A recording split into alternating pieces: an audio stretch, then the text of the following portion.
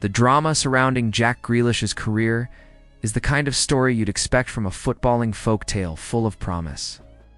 Riddled with scandal and punctuated by brilliance that could light up the game in ways few others ever could.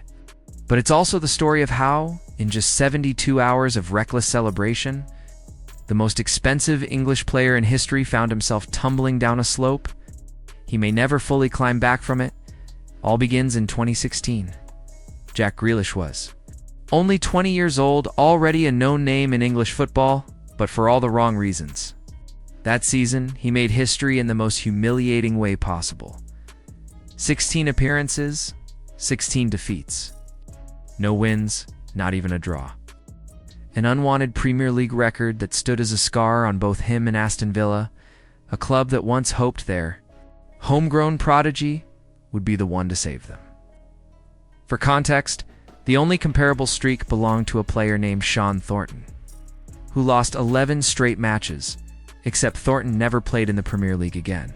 Grealish, however, would defy the odds, go on to become England's most expensive player, and carry the burden of expectations that came with a £100 million transfer. But Jack Grealish was never like the modern footballers of his era, the hyper-engineered athletes with optimized diets and tactical discipline drilled into their bones. Oh, Jack was different. He felt like a time traveler from another age, a throwback to the 1990s. More Maradona and Paul Gascoigne than the polished stars of today. He was unpredictable, flawed, raw, and gifted. Could dazzle on the pitch, disappear in the clubs, and somehow always re-emerge with both adoring fans and furious critics waiting to pass judgment. His story was written in Aston Villa blood. His great-great-grandfather had lifted the FA Cup with Villa in 1905. Jack grew up wearing claret and blue, playing for Villa from the age of 6, with academy coaches marveling at his unique style. Not quick, not built for sprint duels, but equipped with a drop of the shoulder, balance, and vision that felt otherworldly.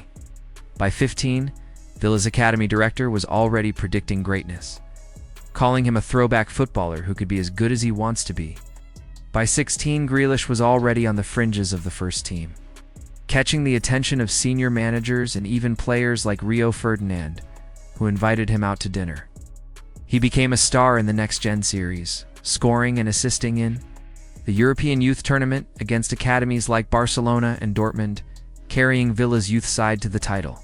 Opposition coaches and scouts admitted he was miles ahead of everyone else. But just as quickly, turbulence struck. Managers came and went, loans followed. Jack's early career was littered with moments that both showcased his genius and raised doubts about his maturity.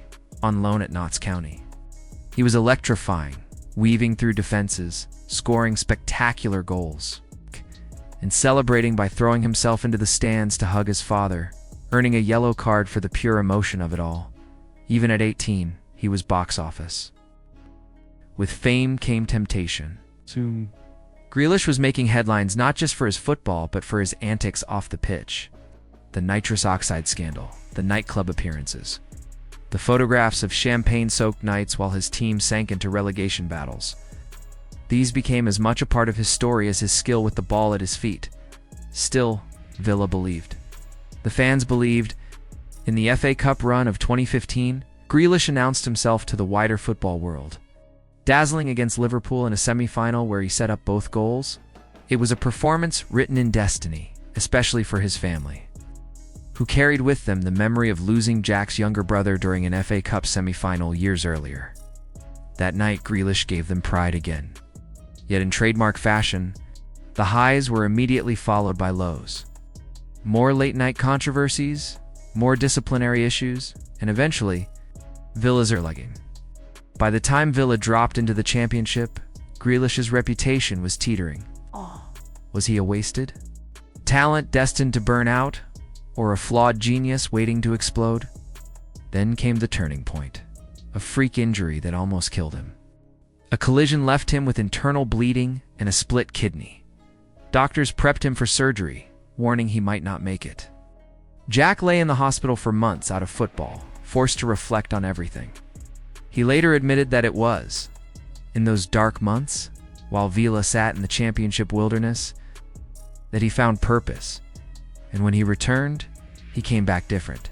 Grealish reinvented himself as a leader, was given the captain's armband at Villa, and instead of shrinking under the pressure, he thrived. His charisma, his fearlessness, his ability to drag his team forward even when logic said it was impossible. It all came together. Under Dean Smith, Villa stormed through 10 consecutive wins, returned to the Premier League through the playoffs, and Grealish was carried on the shoulders of fans like a king, returning to his throne. The Premier League years brought both chaos and brilliance. He was Villa's talisman, keeping them afloat when relegation loomed, breaking records for fouls won, and dazzling in performances like the infamous 7-2 demolition of Liverpool. A match where he tore the champions apart with assists, goals, and swagger. Even Prince William wrote to Gareth Southgate, demanding he be included in the England squad. Eventually, he got his chance, shining at the Euros, helping England to the final, and building a cult following that adored his flair. All of this led to the move that would define his career. In 2021, Manchester City paid £100 million for him, the most expensive English player of all time, who's handed Sergio Aguero's iconic number 10 shirt. For a moment, it seemed like destiny fulfilled.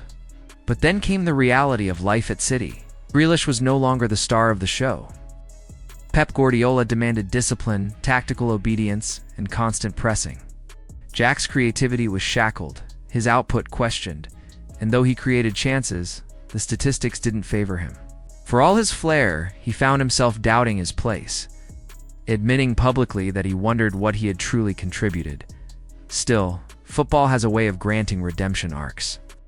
In his second season, Grealish clicked into gear. He became crucial.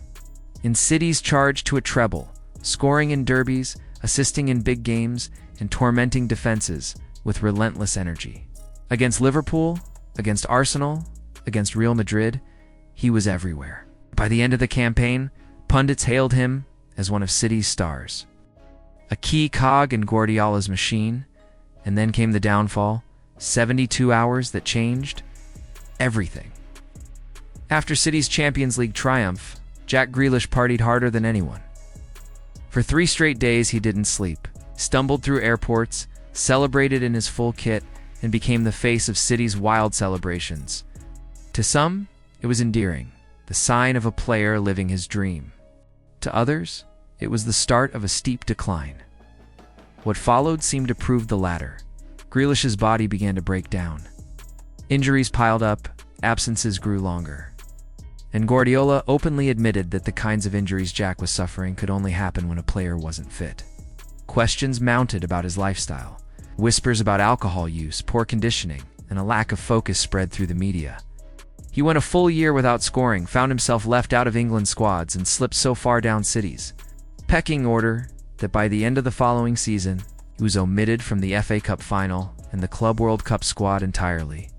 The boy who had once been Villa's savior, England's darling, and City's record signing was now being linked. With moves to Everton, his future clouded with uncertainty. From the brink of death to the heights of a treble and back to obscurity. Jack Grealish's career reads like a Shakespearean play. Brilliance undone by flaws, destiny undone by indulgence. The question that lingers is simple. Does Jack Grealish have one more act left in him? Can he silence the doubters one last time? Or will the story of his career forever be defined by those 72 hours when the party went on too long? What do you think? Is Grealish finished at the top level? Or is there still magic left in his boots? Let us know in the comments. And if you enjoyed this deep dive into his story, make sure to like the video. Subscribe for more football documentaries and turn on notifications so you don't miss the next one.